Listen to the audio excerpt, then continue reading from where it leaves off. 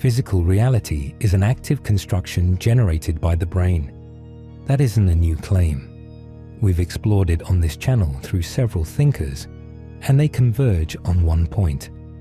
What we experience as a solid world out there is the end result of complex internal processing, carried out for consciousness and by consciousness. Now we return to the idea through the Syntergic Theory of the neurophysiologist Jacobo Grinberg. Grinberg's proposal is bold. Space itself is a kind of pre-space grid, and perception is the brain's way of reading and writing on it. If that's true, changing the observer changes what can be observed, and reality becomes negotiable in ways we can test. We won't stay on the surface. We're going into the legacy of the scientist who challenged the laws of perception before his enigmatic disappearance. In this video, we'll decode the hidden mechanics of the lattice, the informational matrix that underpins the fabric of space-time, and how your neuroalgorithms shape it to produce the illusion of matter. We'll look at how the neuronal field interacts with this universal network, and we'll introduce what Grinberg called the hyperfield, the energetic structure that links us into a single planetary consciousness. Get ready to see why the boundary between you and the universe may be a coding error, and how to start noticing the orbitals of consciousness that sit behind everyday sight.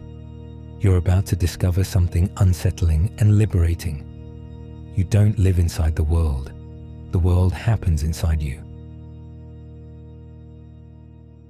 Grinberg starts with a simple premise. Human perception is not a faithful mirror of an outer world, but an active construction produced inside the brain. From the moment the senses register incoming signals, layers of neural processing convert raw energy into the finished product we live in. Images, sounds, textures, and emotion tone meaning. What we call physical reality is the output of this biological pipeline, a data processing system designed for survival rather than truth. To describe what the brain is interacting with, Grinberg proposes a basic substrate he calls the lattice, an energetic matrix that holds far more information than the nervous system can decode in its ordinary state. Everyday experiences form through a partial, selective coupling with that matrix. The world you perceive is therefore bounded by the biology of your system and by the level of consciousness from which decoding occurs. Different settings of the observer do not merely change interpretation. They change what can be registered in the first place. Here, Grinberg points to a critical omission in Western thinking, a lack of contact with Sunyata, or emptiness. When that insight is missing, we forget the transformative steps between reality and the private scene that appears in awareness. The result is a constant confusion between what is perceived and what is real. We take the brain's construction to be the world itself, overlooking the fact that perception is a model, coherent, useful, and persuasive, but still a representation. Objects, space, and events appear separate largely because the mind organizes experience into manageable chunks for biological continuity. Ken Wilber puts it bluntly, reality is one, but we slice it up with boundaries that depend on the level of consciousness we inhabit, not on reality itself.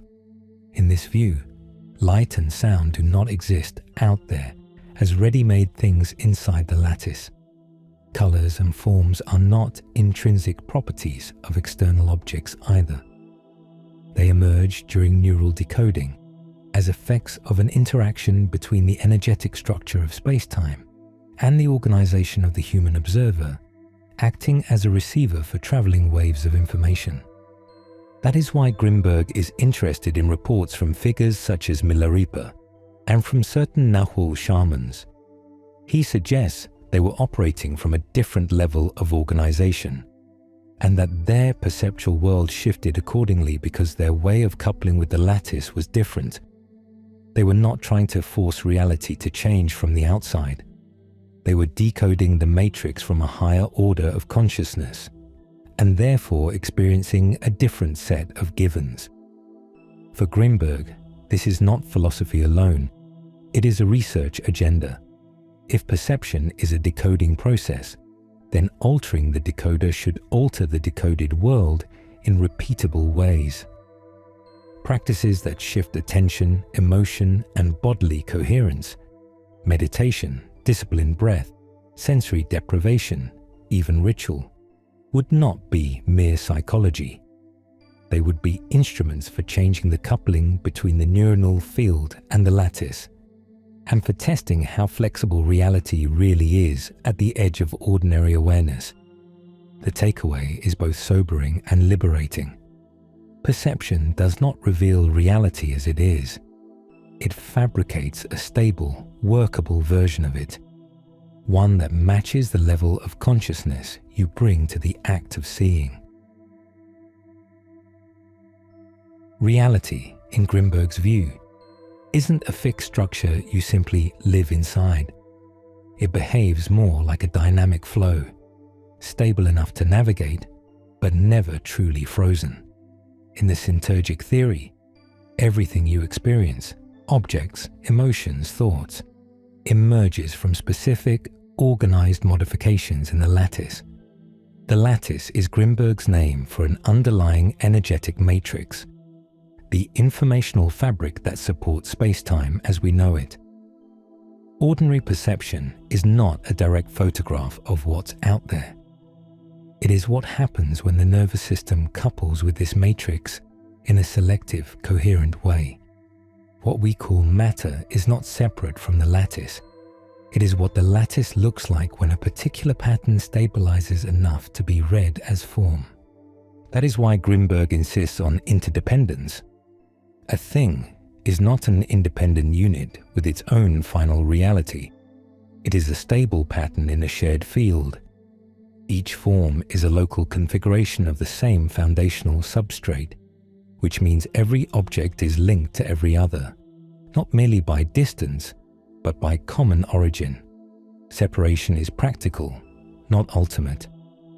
It's how the brain simplifies the field into manageable pieces for survival. To clarify the nature of this substrate, Grinberg reaches for Sunyata, emptiness, not as lack, but as openness. The void is not a blank nothingness. It is a condition of high potential before form crystallizes. In this sense, empty means unformed, not absent. Sunyata points to a space that is saturated with possibilities, ready to become experience when consciousness decodes it. This is where the idea becomes operational. Perception, in Grinberg's frame, is a decoding process that turns potential into a coherent scene. Under ordinary conditions, that decoding is rigid. We repeat the same patterns day after day, and the world feels solid because our coupling stays consistent. The mind does not merely witness reality, it participates in stabilizing it. Grinberg argues that this plasticity is not only theoretical. Certain altered states of consciousness may allow a person to change how they couple with the lattice, quickly enough for the perceived givens of reality to shift. He points to traditions that claim exactly this: Nahual shamans, and figures such as the Tibetan mystic Milarepa, who are said to operate from a different level of organization. In states of high syntergy, the usual boundaries begin to soften. Thought, emotion, and solid objects no longer feel categorically different. They present as variations of one thing, vibration organized into temporary stability. In that state, a material object may not feel more substantial than a passing emotion or a mental image. All are experienced as patterns in the same field, different degrees of coherence, different durations, same source. This is where Grinberg draws a cautious parallel with modern physics. In quantum theory, particles do not always behave like fixed little objects. They are described as probabilities in fields, with properties that become definite through interaction and measurement. You don't need to collapse science into mysticism to see the shared intuition. Reality is dynamic, observer-linked, and sensitive to organization. That's why practices that increase stability, quiet attention, disciplined breath, and emotional regulation matter in his model. They don't create new worlds from fantasy. They reduce internal noise, letting the system lock onto subtler patterns already present in the field there. Grinberg's question is practical. What changes when consciousness becomes more coherent? If the observer's organization shifts, then lived reality shifts with it, not because you escape the world, but because the world you experience is a construction emerging from how you couple with the lattice. In that sense, the lattice isn't a poetic metaphor. It's the proposed substrate through which structure and creation meet in one act, consciousness organizing potential into a world. For human senses, space looks like empty nothing, no shape, no substance, no content. Yet Grinberg says that impression is a limitation of our decoding machinery. What we call a vacuum is saturated with information we are not reading. In Syntergic Theory, space has a precise energetic architecture, the lattice, in which every point behaves like a node that mirrors the informational whole. As he put it, each point in space contains the total information of all other points. If that sounds abstract, everyday optics gives a useful clue.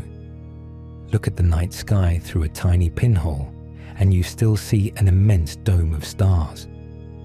Aim a telescope at a distant galaxy, and the lens turns the interaction happening in that small region of space into a detailed image.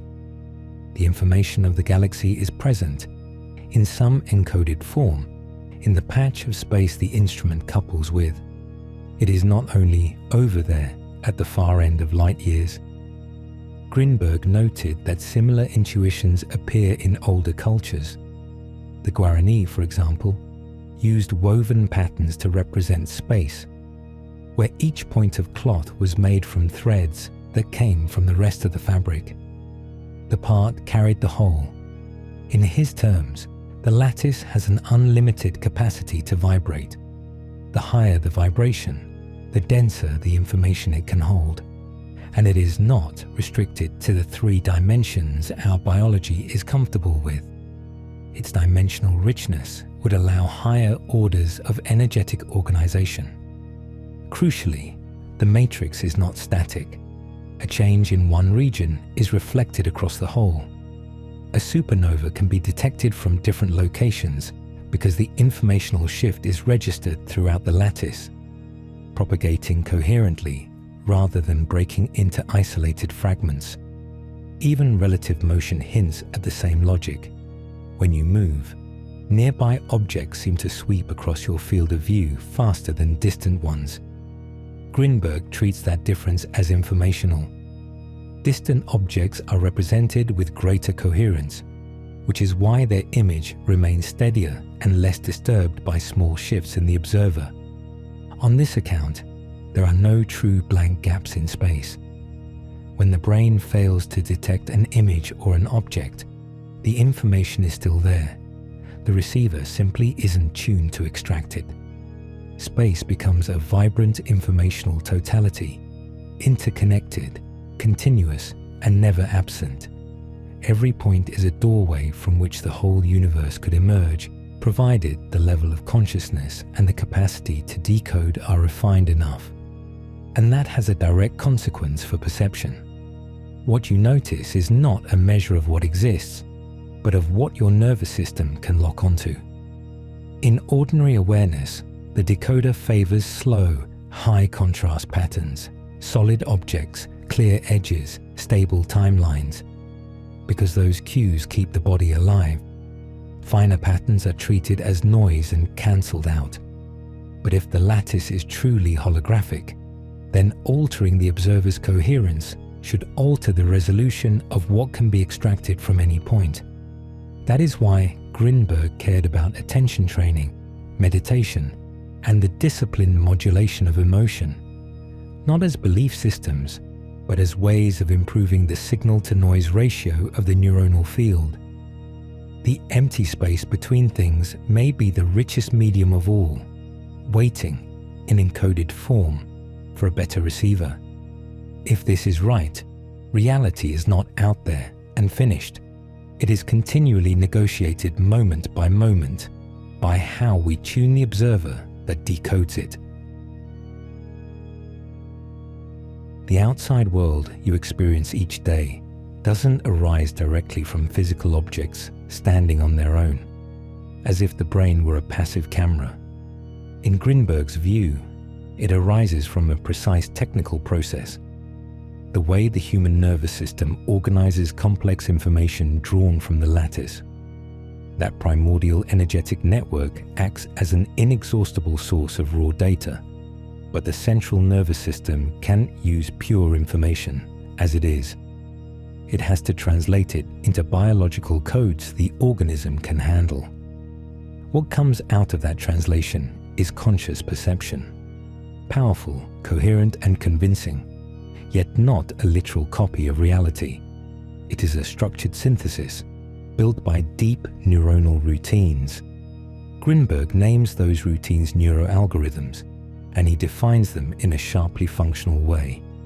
A neuroalgorithm is a neuronal pattern that concentrates large amounts of information within its structure. In other words, the brain doesn't merely receive data, it compresses, groups, and packages it into patterns that can guide action. Neuroalgorithmization is the biological process of turning dispersed input into usable organization. The human retina is a good example. It is a living surface with hundreds of millions of receptors transforming light into electrical activity. But the brain doesn't transmit a picture from eye to mind. That incoming signal passes through intermediate layers, bipolar cells, ganglion cells, before leaving through the optic nerve. Roughly 1 million axons then carry highly condensed codes deeper into the brain. Each axon pulls information from many receptors, producing a dense, discrete pattern of impulses. That code is not color, shape, or depth in itself. It is a set of electrical differences that must be interpreted by other specialized regions before the world appears as a stable scene. Grinberg uses this as an analogy for the lattice itself. Just as the lattice is proposed to contain the universe's total information at every point, the visual system concentrates vast sensory detail into compact neural symbols. The same organizational principle repeats across the brain. Inputs are not preserved in their original form, but re-expressed as patterns that can be integrated, compared, and acted upon. From there, he introduces a second key idea: areas of high neurosynergy, his term for regions of maximal convergence and informational integration. Bind together data from multiple sensory channels at once: vision, hearing, touch, interoception. When those streams converge efficiently, the system gains the ability to form abstractions, language, and complex thought. By contrast, low neurosynergy regions respond more locally and concretely. They handle immediate stimuli with less cross-linking, and therefore produce less flexible interpretations. Even time in this picture is shaped by organization. More complex integration requires longer internal processing. That extended processing can widen the felt present for the observer, because the brain is holding and combining more information before experience resolves into a single, conscious moment. What feels like a simple now may be the end of a layered, time-consuming synthesis. Crucially, these patterns are not fixed. Learning changes them. Grinberg cites experimental work by Schwartz and Ramos, and later studies involving Grinberg-Silberbaum with E. Roy John, suggesting that neural patterns reorganize in response to training, and that those changes can appear across multiple regions simultaneously. The nervous system behaves less like a collection of isolated modules and more like a coordinated whole. That supports his broader claim. The brain's organization is a bridge between the infinite informational field and the visible, practical world each of us inhabits. Reality as lived is a partial, structured reading of the universe's underlying matrix. The precision of that reading depends on the observer's neuronal organization, on the quality of the decoder. In Grinberg's framework, perception is not a mirror. It is a controlled translation, and the translator is trainable. This is why attention, emotion, and training matter. They reshape which neuroalgorithms dominate, and they shift how the neuronal field couples to the lattice. Change the organization, and the world it renders changes too, subtly at first, then unmistakably today. Syntergic theory links the structure of human consciousness to the organization of the universe through laws of information. In this view, the brain is not merely a biological organ that passively decodes stimuli from the outside.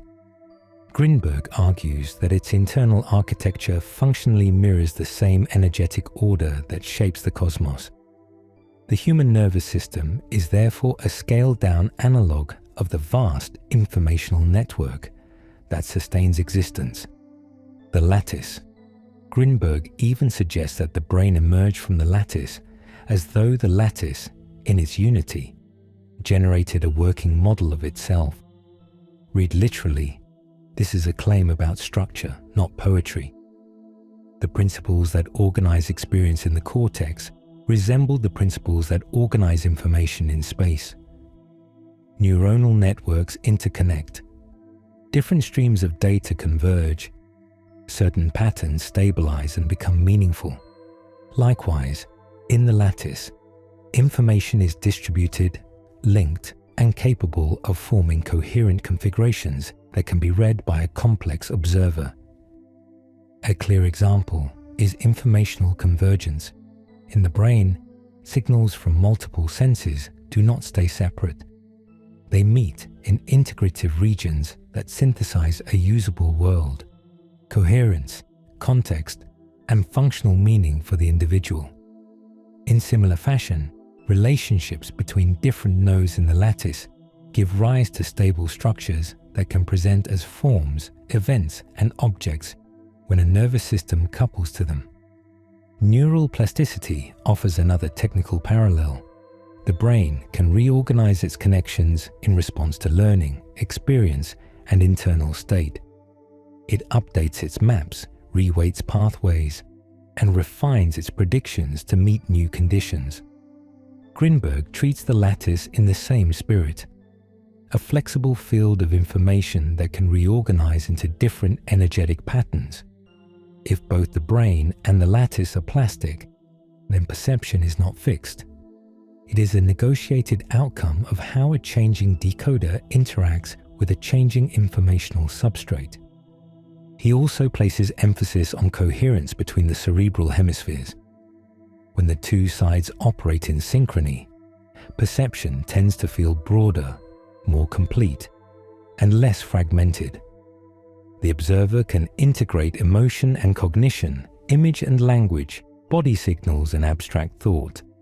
That resonates with the lattice idea of a continuous, coherent network with no true breaks between its parts.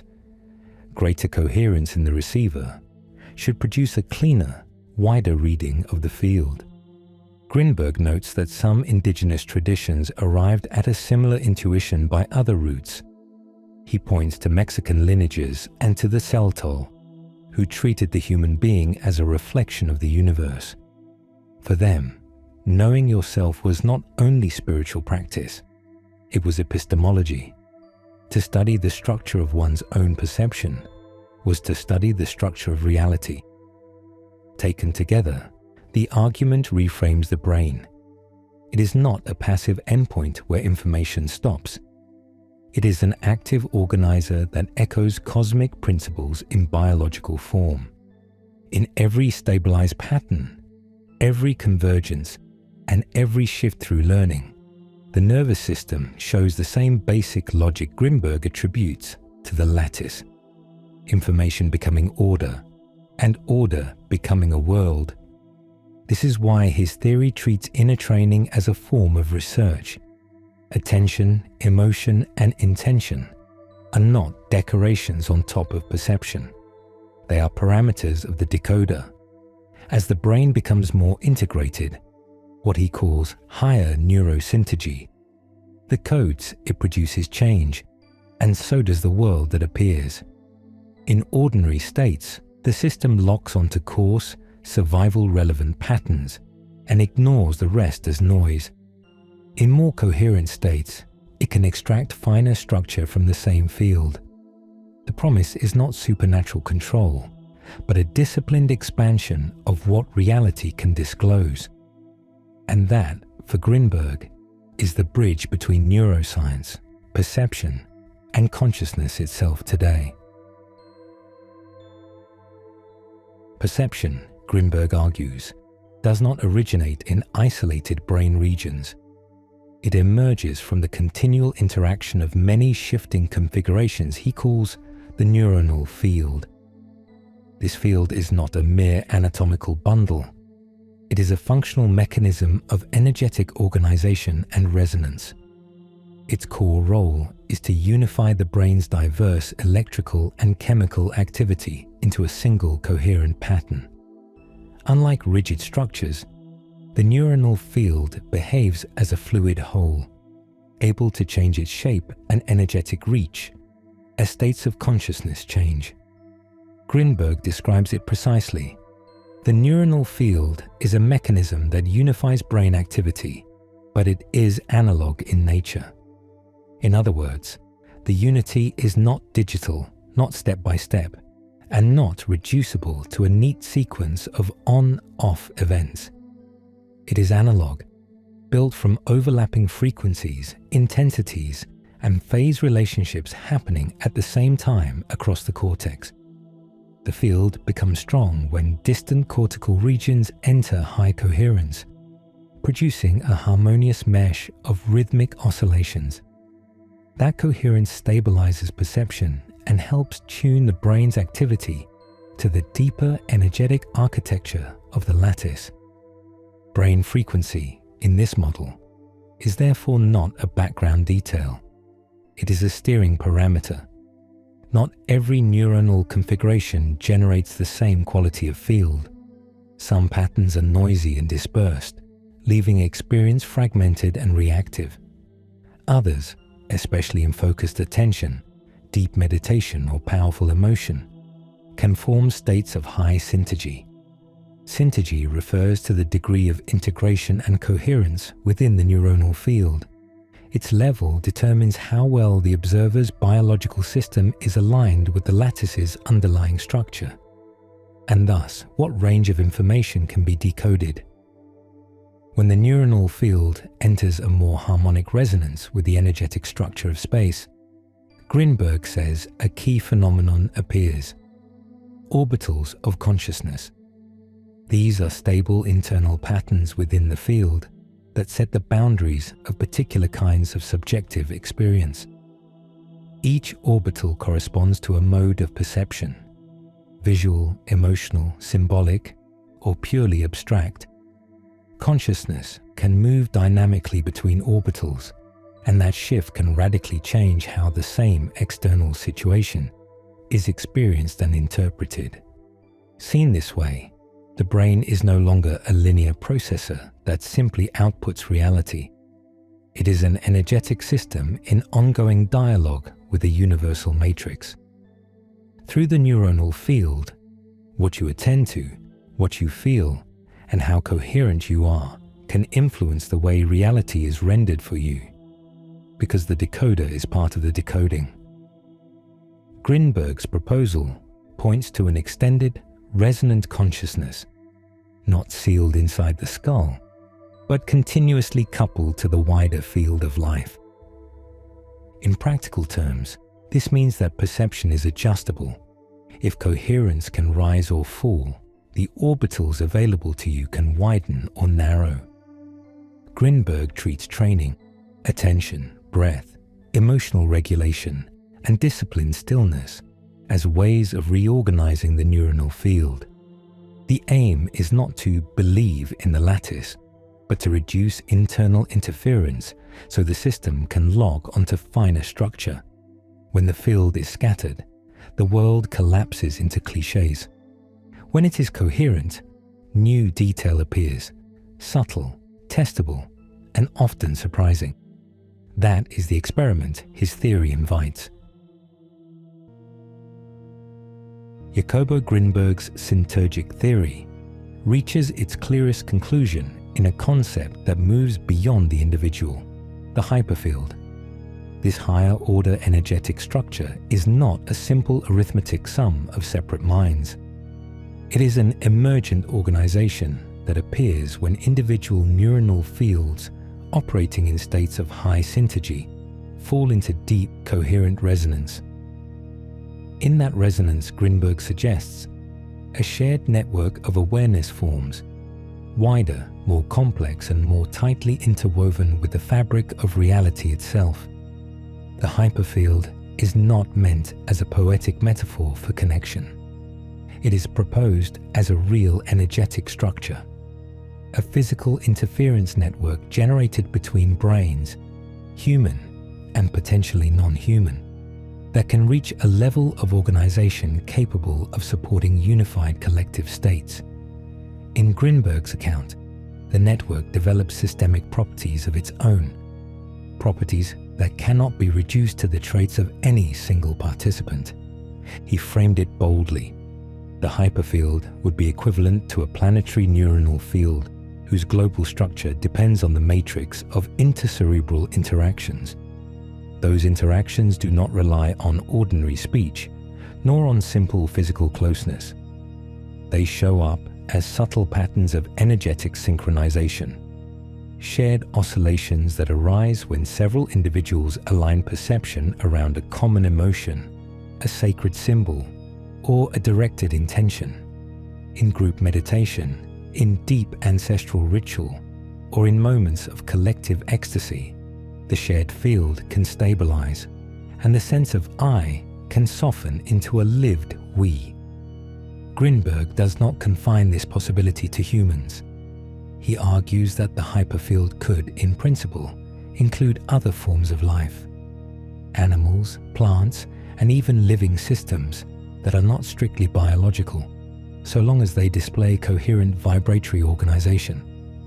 In that sense, the hyperfield becomes an expression of emergent planetary consciousness, dynamic, responsive, and sensitive to the synergy each node contributes. Conscious access, however, is neither automatic nor easy.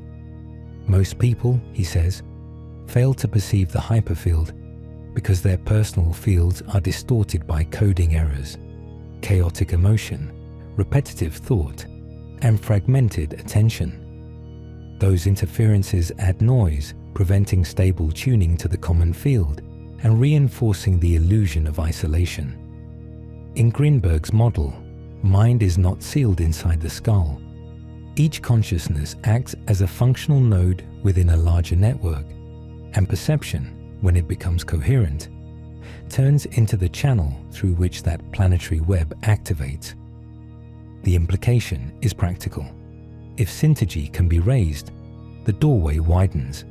As individuals cultivate steadier attention, cleaner emotion, and greater inner coherence, they may participate more consciously in the hyperfield, contributing to and drawing from a living lattice of shared awareness that links beings across the planet.